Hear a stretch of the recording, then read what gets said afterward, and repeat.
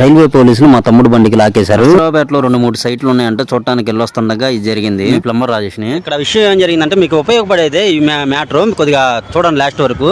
Guntur railway స్టేషన్లో మనం parking అనేది ఎక్కడ పెడితే అక్కడ పెట్టకూడదంట. కనీసం మనకు తెలిసిన వాళ్ళు వచ్చే ముందు కూడా ఇక్కడ ఎంట్రన్స్ ఉంది చూసారా, ఈ ప్లేస్లో పెట్టి ఒక 5 నిమిషాలు ఆదమరిచామంటే గొప్ప లాక్ అనేది వేస్తున్నారు వాళ్ళు. మనకి ఫైన్ అనేది ఛార్జ్ చేయడం జరుగుతుంది.